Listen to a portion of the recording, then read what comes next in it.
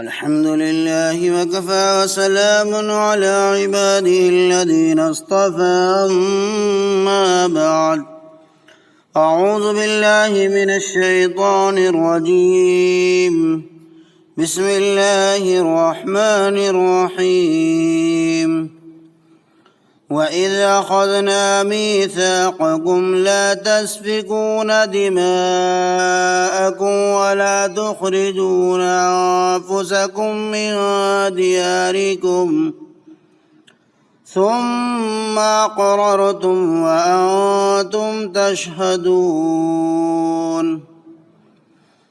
ثم أنتم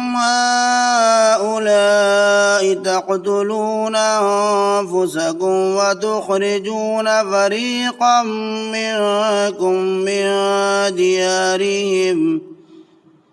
تظاهرون عليهم بالإثم والعدوان وإن يأتوكم أسارى تفادوهم وهو محرم عليكم إخراجهم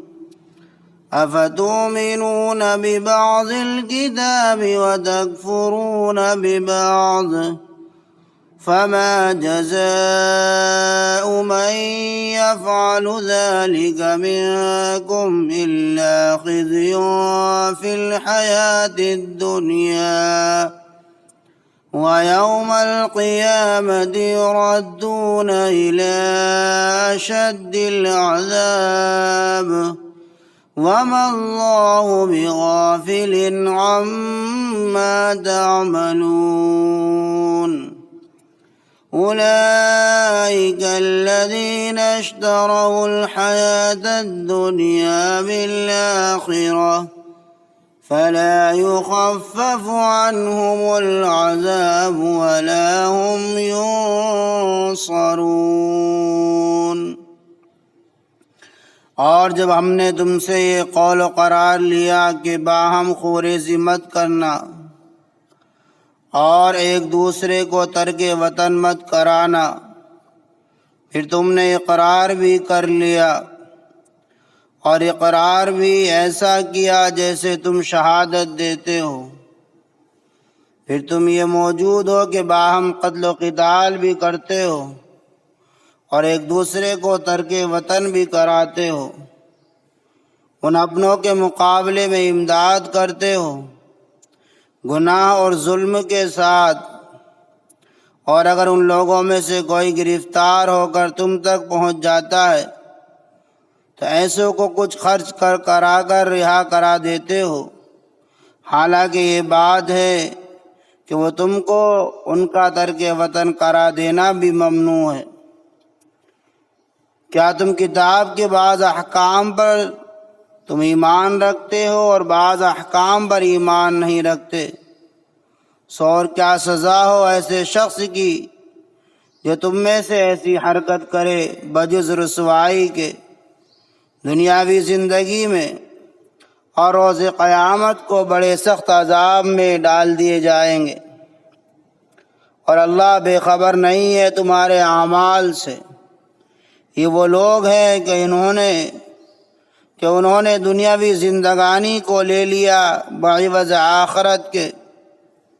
سونا ان کی سزا میں تخفیف دی جائے گی،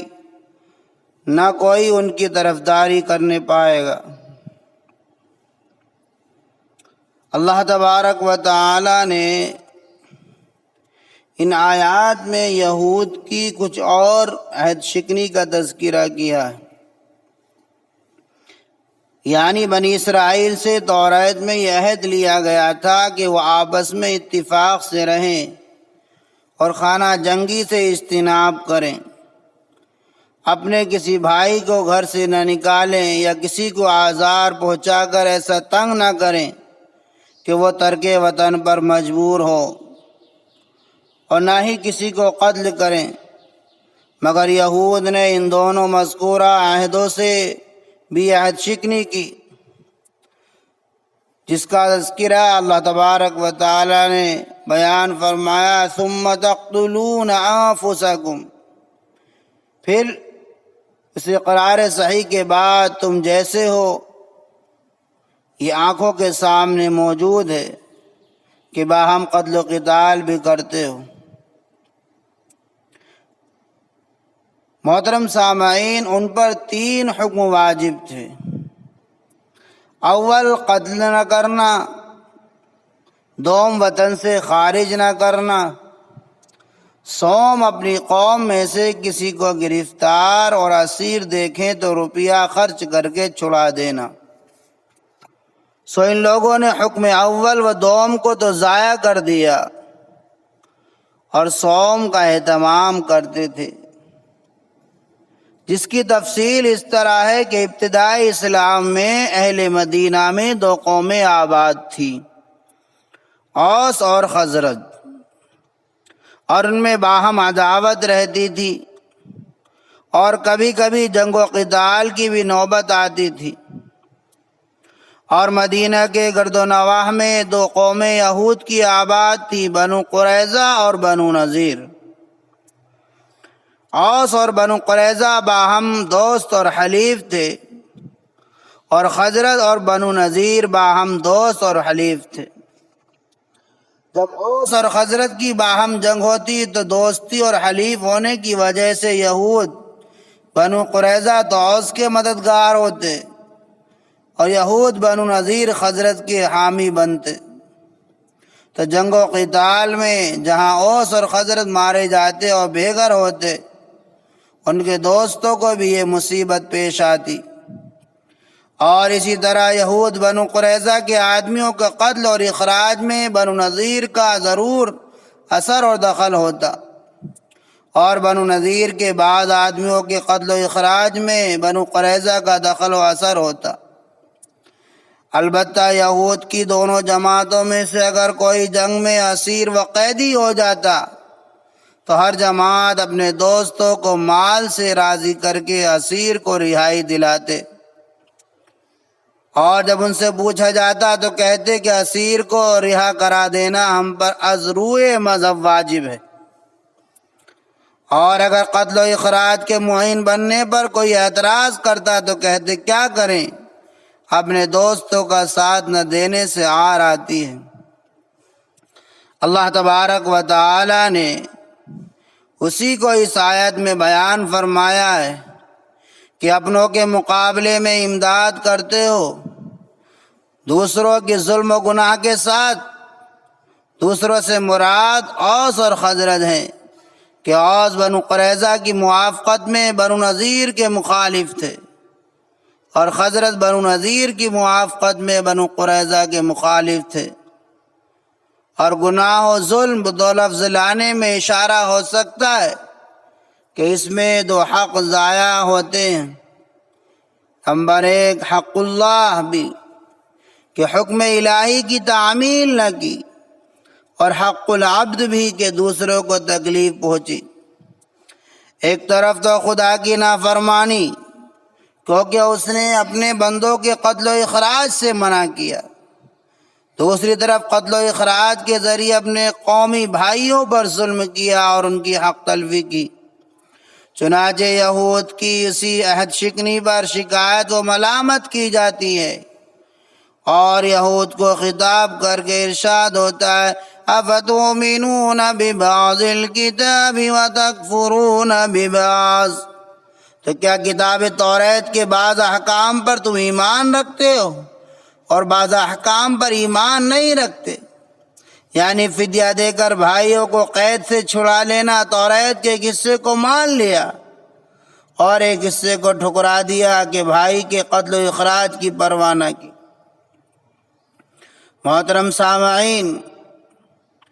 یہود کے جرم کی سزا خدا کے بعض حکموں کو ماننا، بعض حکموں کو نہ ماننا، یہ بڑا جرم ہے، اور خدائی احکام کے ساتھ ایک قسم کا استہزاء ہے۔ اس لیے اللہ تبارک و تعالی نے آگے اس جرم کی سزا کی تصریح فرمائی اور ارشاد فرمایا فَمَا جَزَاءُ مَن يَفْعَلُ ذَلِكَ مِنكُمْ إِلَّا خِزْيٌ فِي الْحَيَاةِ الدُّنْيَا وَيَوْمَ الْقِيَامَةِ يُرَدُّونَ إِلَىٰ أَشَدِّ الْعَذَابِ وَمَا اللَّهُ بِغَافِلٍ عَمَّا تَعْمَلُونَ۔ یعنی یہاں یہود کے لیے ان کی بدعہدیوں اور بدعمالیوں کے باعث دو سزاؤں کا ذکر فرمایا۔ ایک دنیا کی سزا کہ ذلت اور رسوائی نصیب ہوگی، اور دوسری آخرت کی سزا کہ اشد العذاب میں گرفتار کیا جائے گا۔ اشد العذاب سے مراد جہنم کا ابدی عذاب ہے، اور وہ نہایت سخت اس لحاظ سے ہوگا کہ وہ کبھی ختم نہ ہوگا، کیونکہ دنیا کی سزا یعنی ذلت اور رسوائی کا وقوع یہود مدینہ کے لیے اس طرح ہوا کہ نبی اکرم صلی اللہ علیہ وسلم کے وقت میں مسلمانوں کے ساتھ نقض عہد کرنے کے سبب یہود بنو نذیر کو ذلت خواری کے ساتھ جلا وطن کیا گیا، اور بنو قریظہ کے یہود مردوں کو قتل کیا گیا، اور ان کی عورتوں اور بچوں کو غلام بنایا گیا، جیسے کہ ان واقعات کا تذکرہ سورہ احزاب اور سورہ حشر میں بیان کیا گیا ہے۔ یہود کی بدعمالیوں کی وجہ اولئک الذین اشتروا الحیاۃ الدنیا بالآخرہ فلا یخفف عنہم العذاب ولا هم ینصرون۔ یعنی یہود کے تمام جرائم، تمام بدعمالیاں اور بدکرداریاں، خدائی احکام سے نافرمانی، اپنی کتاب پر نہ چلنا، اپنے رسولوں کا کہنا نہ ماننا وغیرہ وغیرہ، اس سب کی خاص وجہ یہ تھی کہ وہ دنیا کی زندگی کو سامنے رکھتے تھے اور آخرت کو پس پشت ڈال دیتے تھے۔ جہاں دین و دنیا کا مقابلہ پڑتا وہ دنیا کو ترجیح دیتے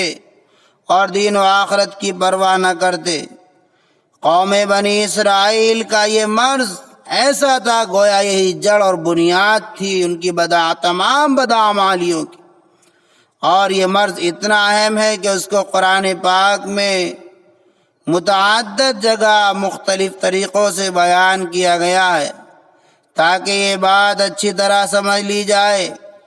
کہ یہ مرض یعنی دنیا کو آخرت پر ترجیح دینا نہایت مہلک ہے،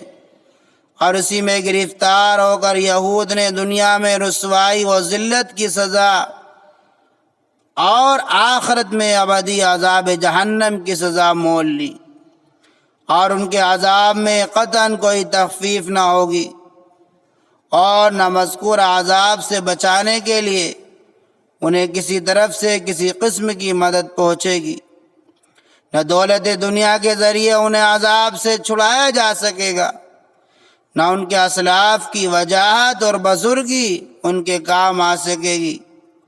اور نہ ہی انہیں اپنے بزرگوں کی سفارش اور کارسازی سے نجات مل سکے گی۔